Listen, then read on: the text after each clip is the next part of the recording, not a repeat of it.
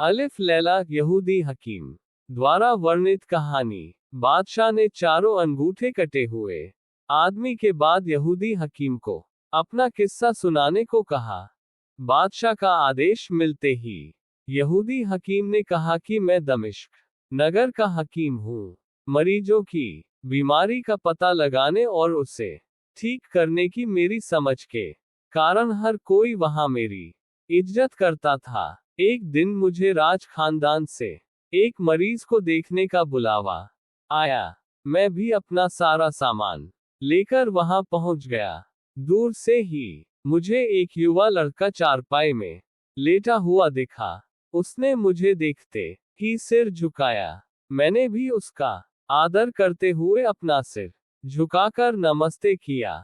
उस लड़के के पास पहुंचकर मैंने उसे अपना हाथ दिखाने को कहा।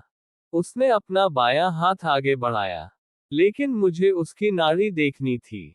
मेरे मन में हुआ कि शायद इसे नहीं पता कि दाहिने हाथ की नस को देखा जाता है।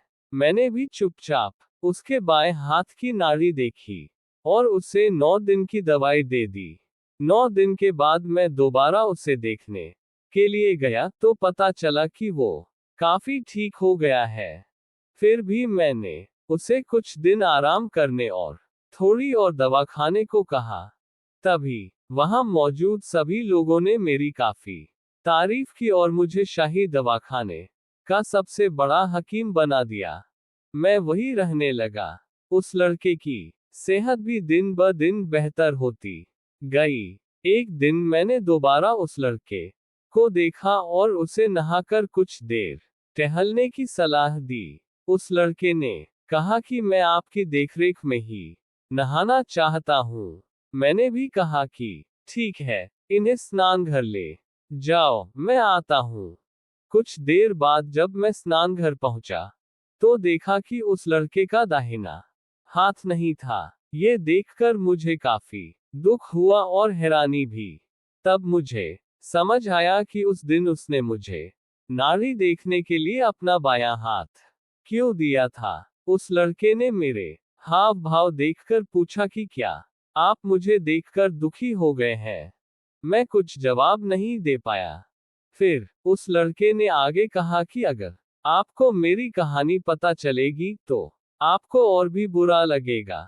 इतना कहते हुए वो मुझे अपने बाग लेकर गया और सैर करते हुए अपनी कहानी सुनाने लगा।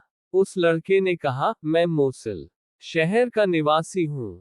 मेरा परिवार काफी बड़ा था। मेरे दादा के 11 बेटे थे और उनमें से मेरे पिता सबसे बड़े थे। मेरे सभी चाचा मुझे बेटे जैसा ही प्यार करते थे, क्योंकि मैं ही उस खानदान का इकलौता बच्चा था। सभी ने मुझे इतना पढ़ाया लिखाया कि मैं काफी काबिल हो गया। हम सभी परिवार के लोग एक साथ मिलकर कई सारी बातों पर चर्चा किया करते थे।